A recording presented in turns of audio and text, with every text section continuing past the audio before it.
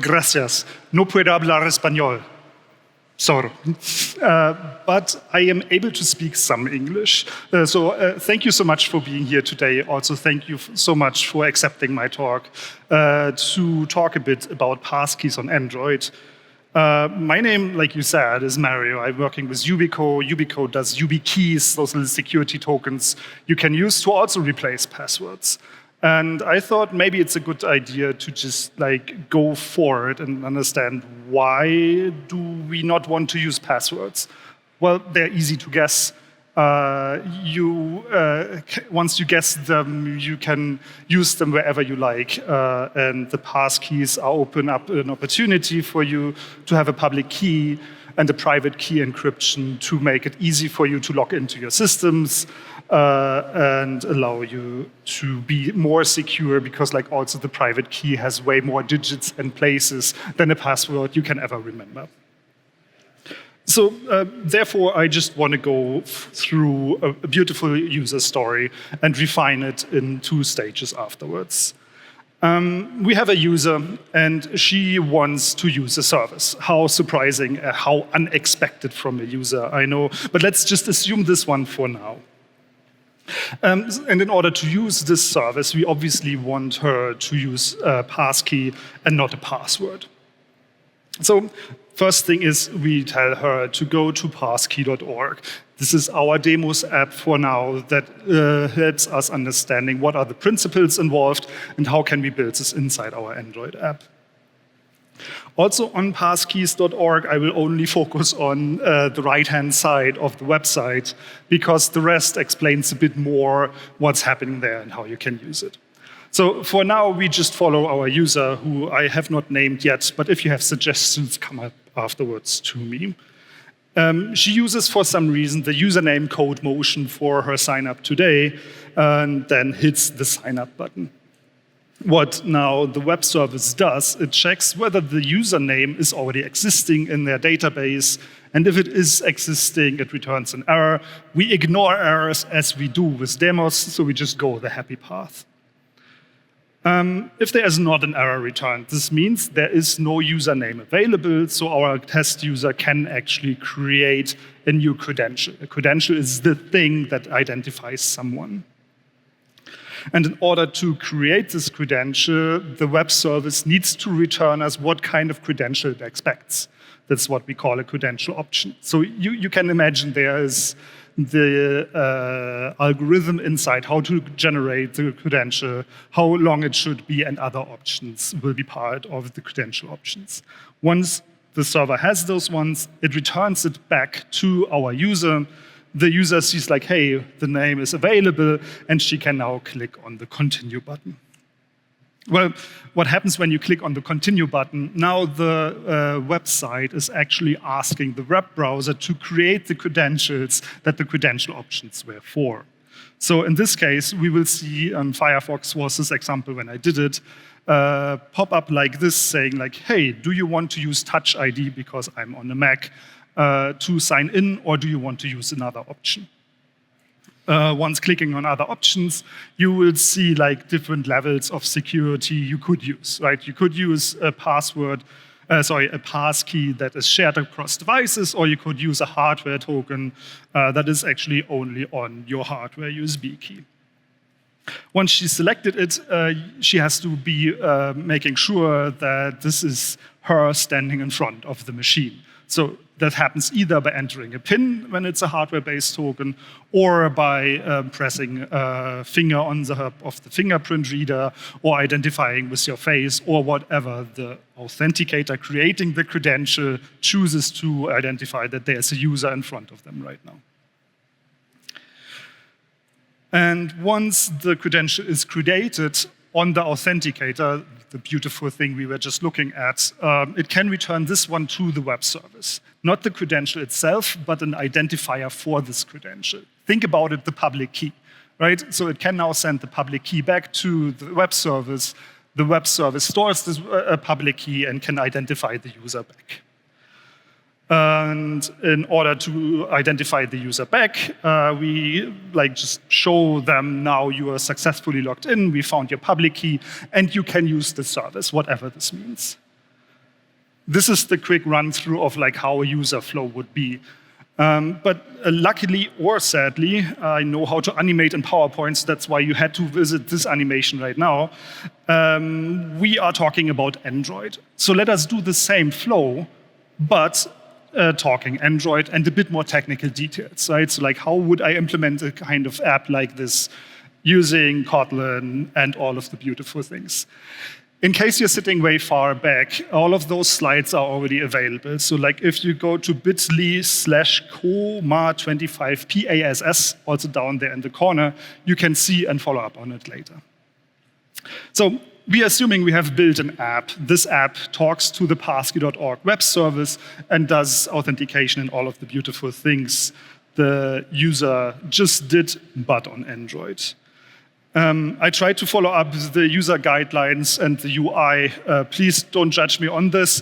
I am a developer by heart. I don't do UI or UX well. Okay, now the user calls themselves or herself a Codemotion Android for a reason and wants to sign up.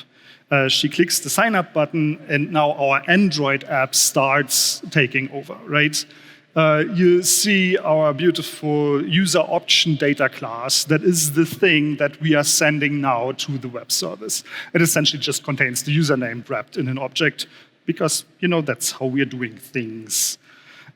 Plus, we are taking this object filled in with the new username and put it onto the user endpoint of our Passkey web service.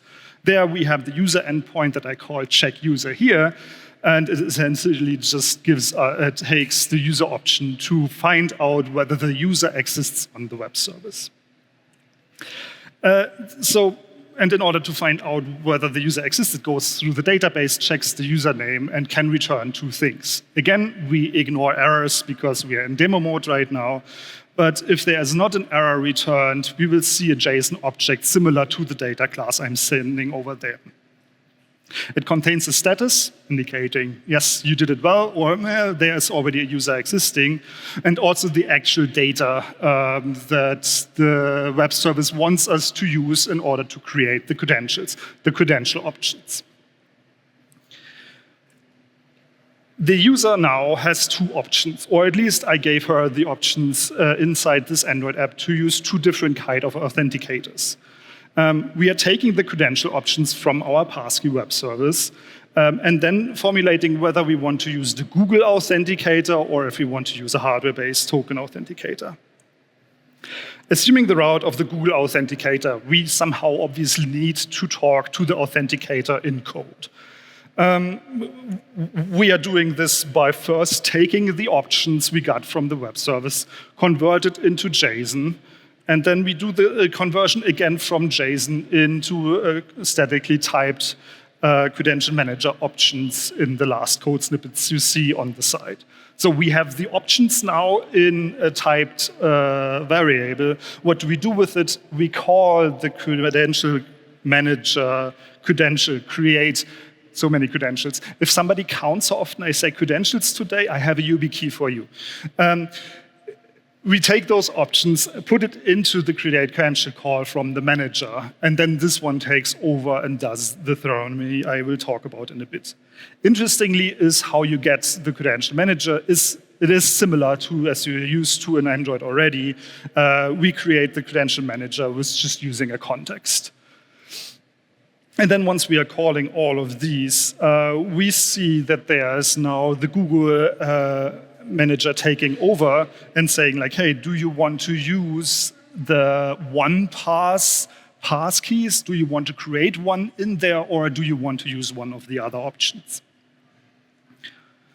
So far, we've done the Google way, right? But despite popular opinion, there is another way. You don't have to do the Google way. You can, but you can also take a hardware authenticator, right? So like this is a USB stick you put into your phone, or you use NFC to connect to it. Sadly, the Google Authenticator doesn't support all of those options yet, so we would need to use one of another SDK. And we would go through the same steps, right? So we take the credential options from the backend, we transform this into something that the SDK understands, and create the option afterwards with the credential authenticator.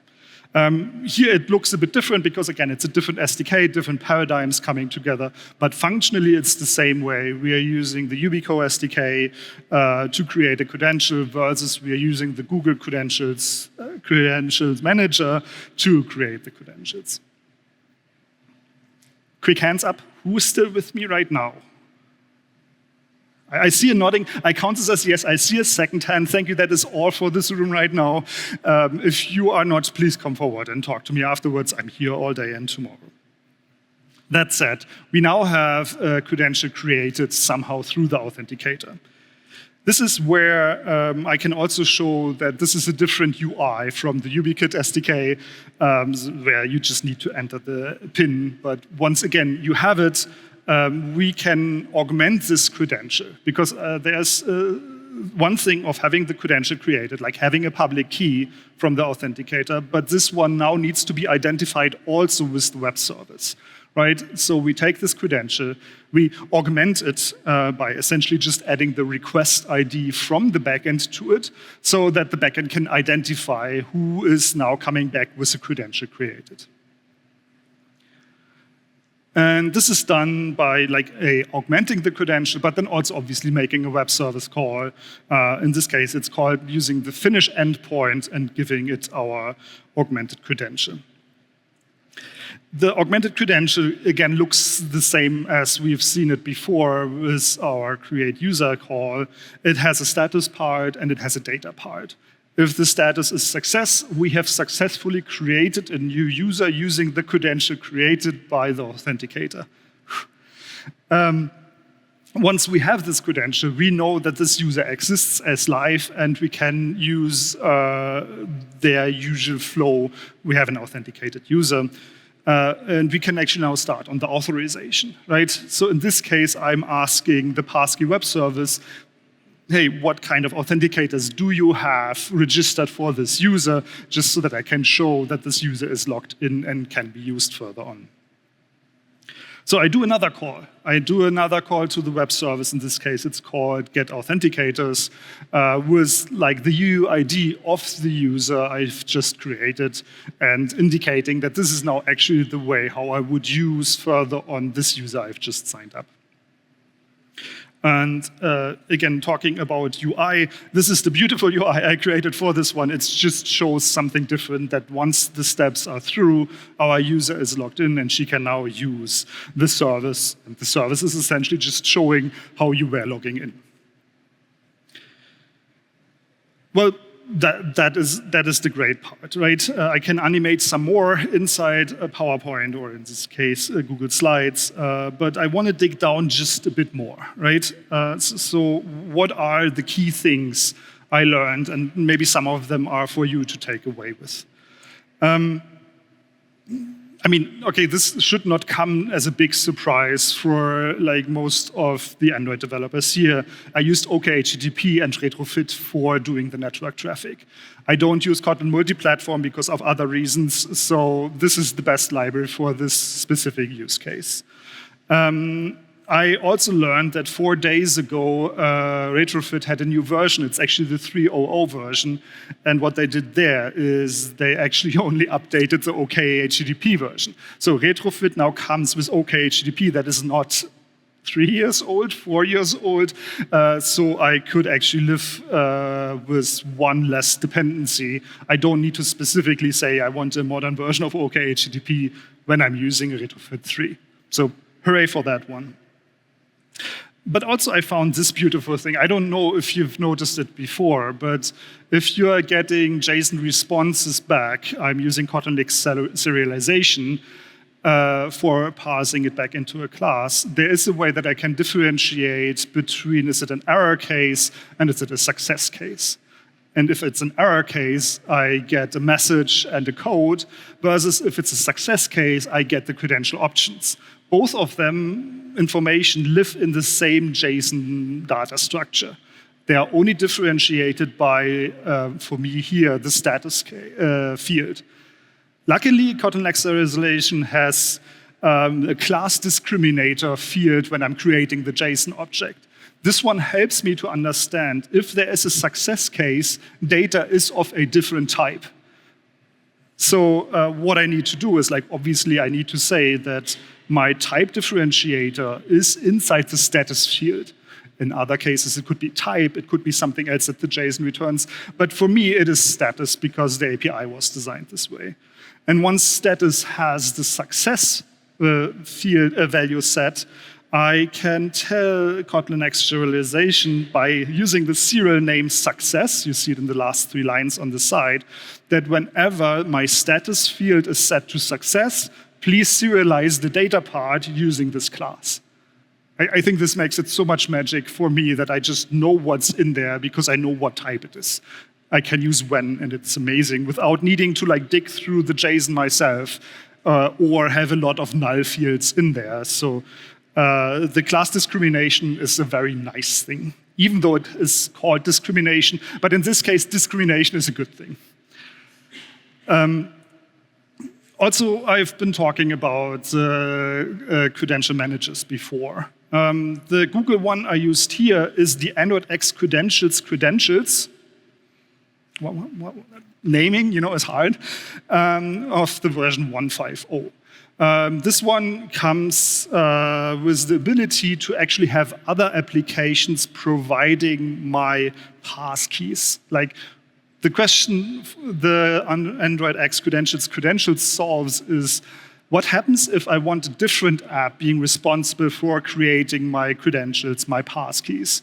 So in this case, it comes automatically with the third-party software authenticators. And if you've seen it before, I used actually 1Pass to create my passkeys. There are more options also for you to build a credential provider if you choose to, because they are just implementing what Google offers you for actually integrating with the credentials from Android X.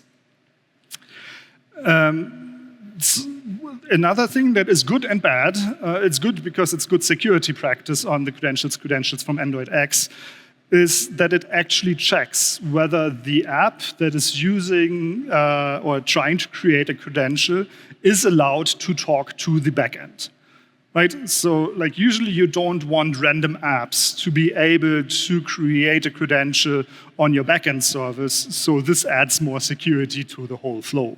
This whole thing goes through the .well-known files on asset links, which is something your service needs to host and contains the fingerprint of the APK that is currently running the app.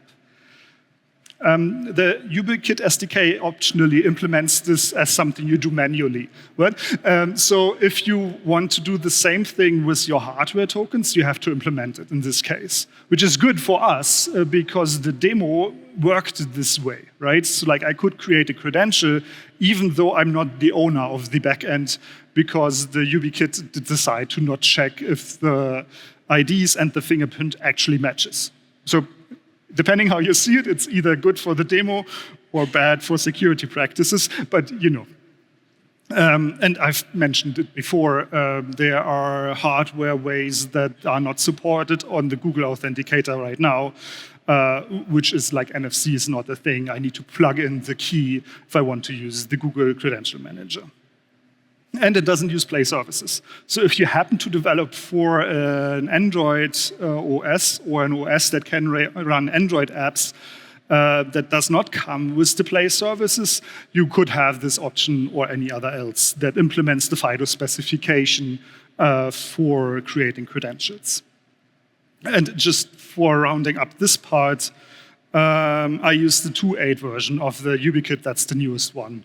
Feel free to also use this, and let's talk about it. The demo I was showing you here today is something you can sadly not one-to-one translate to your own use cases, because your backend wanting to sign up users will have a different interaction scheme than I'm presenting here, right? So I'm sorry, but you have to talk to your backend people. We can do this, we have done this before, but if you want to implement your own service, you need to find out what is their ceremony, like what is the way how they're identifying the user who just signed up, and what are other things you need to do in order to create the user. Also, I'm happy to say that some standardized communication like this already exists. So like you can have libraries that are implementing it on both sides, on the website and on Android, and then they hopefully talk to each other. But I haven't investigated in them way too much. If you have experience with that, I'm happy to talk about it and learn from your experiences. One thing, since I'm like also in a country where I don't speak the majority language, is always trying to find the right word. One thing that always cracks me up, because I have a hard time differentiating them, is authenticating from authorizing. You see? That's what I mean. Authorizing people. Authentication is essentially the question, am I authentic? Is it me? Am I speaking on stage about myself and be the way I want to be? Then I'm authentic. So the authentication part is to find out whether this person who's pretending to be this person is this person. I'm hoping I'm making a good job, but this is at least for how it works for me in my weird brain. Versus authorization is asking the question whether this person can be the author of something. Right? So like, can I create a thing based on this authentication? What am I allowed to do once I know who I am and how many? Can I author the new thing, whatever your service does? So I think this is just for me also learning from this one to just like think about a bit more what are the specific contents we are talking about. Authentication, who am I? Authorization, what can I do? And with this one, I've been talking through the general way how a user would create a new access to a new service using passkeys so that we can rid of passwords.